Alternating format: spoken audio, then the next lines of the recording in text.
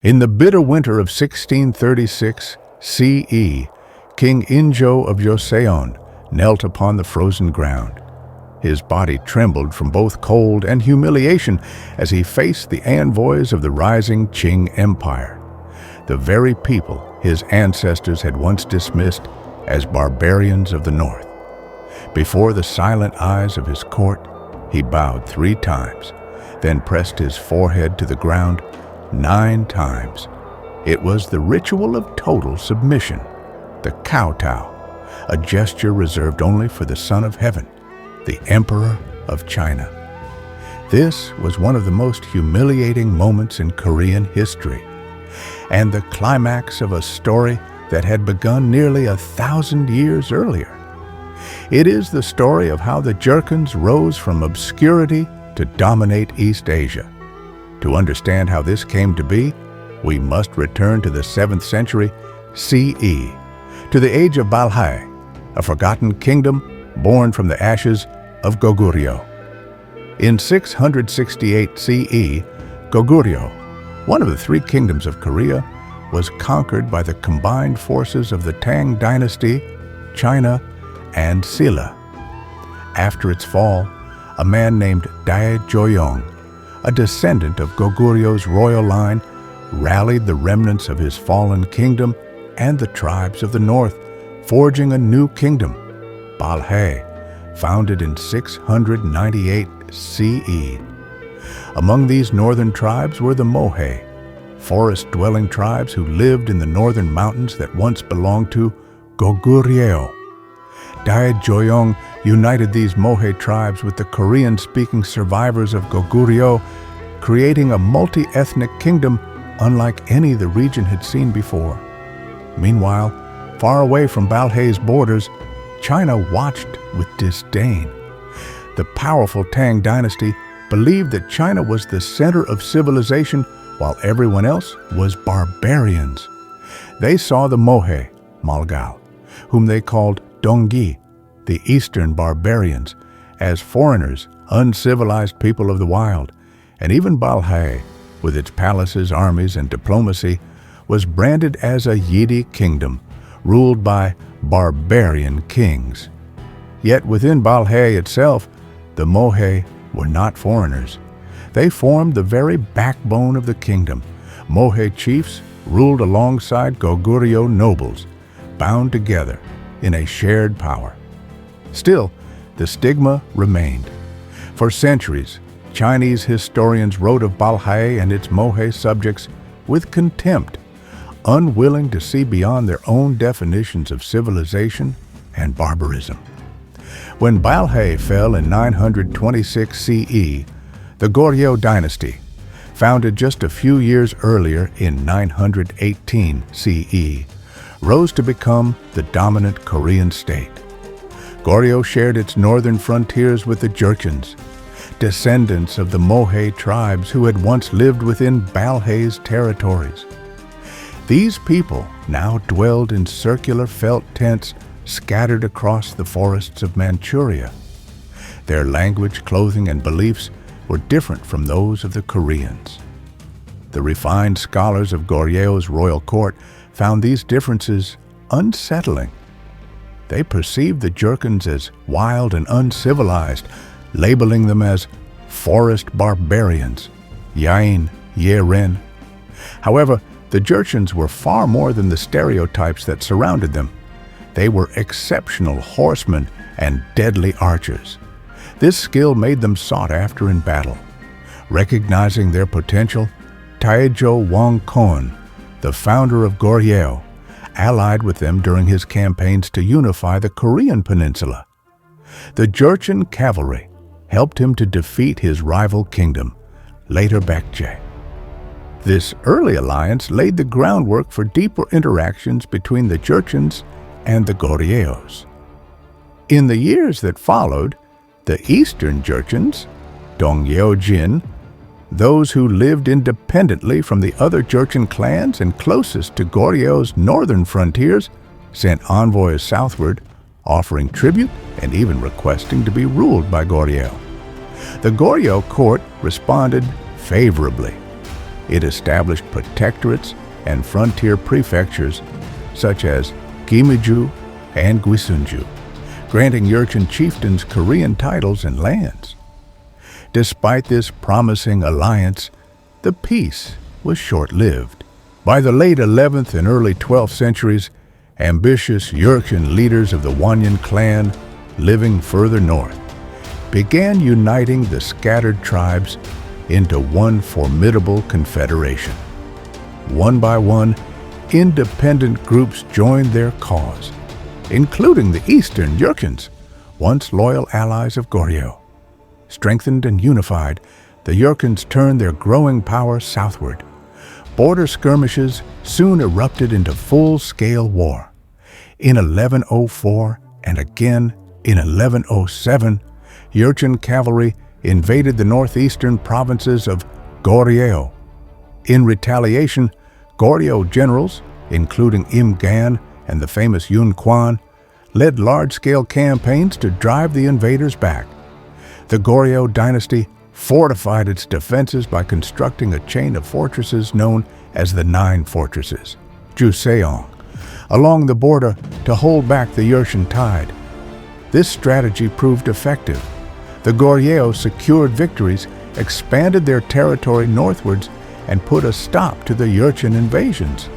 However, the new lands were distant and difficult to govern, and Goryeo's army was too small to hold them for long. Reluctantly, the Koreans withdrew south, abandoning their hard-won gains. Meanwhile, as Goryeo pulled back, the Jurchens grew stronger in the north, preparing for their next move. In 1115, the Jurchens named their confederation the Qing Dynasty, ruled by their powerful chieftain Aguda of the Wanyan clan. From their homeland in Manchuria, the Jin rose with astonishing speed. Within just a decade, their armies overthrew the Khitan-led Liao dynasty in 1125 CE and conquered the vast territories of northern China.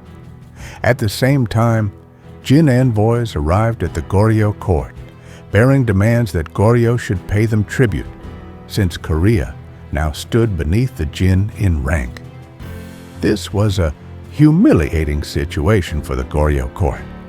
Inside Goryeo's royal palace, King Injo, ruler of Korea, and his ministers gathered to decide their response. Some argued fiercely that Korea must never submit, no matter the cost. Others, led by the statesman Yi Ja-gyom and the general Chok Jun-gyong, warned that resisting Jin would be disastrous. They reminded the court that Jin had already conquered northern China and that its armies grew stronger each day. This debate tore through the aristocracy. Many Confucian scholars saw submission as a moral disgrace, believing Korea's king was a son of heaven who could not bow to a barbarian dynasty. But the practical thinkers won. In 1126, King Injo reluctantly accepted Jin suzerainty, acknowledging the Jin Empire as Korea's superior power. Throughout the 12th century, the Jin Empire stood as sovereign power over Korea. But by the dawn of the 13th century, it began to collapse due to attacks from the Mongols. The relentless Mongol campaigns eventually brought an end to the Qing Dynasty in 1234 CE, and many Jurchens were absorbed into the Mongol army. Following this, the Mongols invaded the Korean peninsula. After years of fierce resistance, Goryeo was finally subdued in 1270 CE. By the end of the 13th century, the Koreans and the Jurchens were under the rule of the Mongol Yuan dynasty. In the 14th century, the Mongol Yuan dynasty was overthrown by the rising power of Ming China. When the Ming expelled the Mongols, they seized control of the former Mongol territories, including southern Manchuria, the Jurchen homeland. To keep the region under surveillance, the Ming built fortresses in Liaodong, near modern Liaoning, to monitor Jurchen activities, viewing them as outer barbarians who needed to be civilized. Around the same time, the Koreans also founded a new kingdom called the Joseon Dynasty in 1392, pledging loyalty as a vassal to the Ming. Like the Chinese, Joseon saw itself as a moral center of civilization, surrounded by Balhae, foreign barbarians. Believing firmly in the civilizing power of Confucian culture, the Joseon rulers sought to control their northern frontiers, which were inhabited by Jurchen tribes who remained a persistent threat to them. The Joseon court adopted certain strategies of patience, diplomacy, and cultural superiority to manage and civilize the Jurchens. Korean Confucian scholars even wrote confidently that the Jurchens were people striving to become Chinese. Yet the Jurchens had no desire to become Chinese.